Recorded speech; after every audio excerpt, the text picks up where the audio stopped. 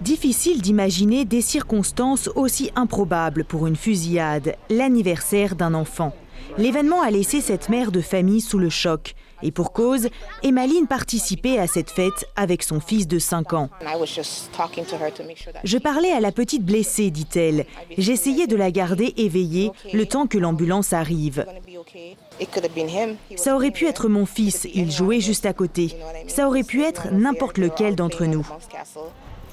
Une fillette de 5 ans demeure dans un état critique à la suite des coups de feu. Un garçon de 11 ans est dans un état stable à l'hôpital. Un bambin d'1 an effleuré par une balle a été soigné sur place. Un homme de 23 ans s'en est tiré avec une blessure à la jambe.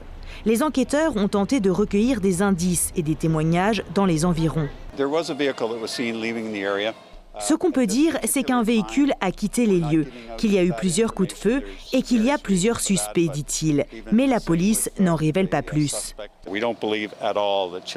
Les enfants n'étaient pas la cible, assure-t-il toutefois, mais les motifs demeurent inconnus.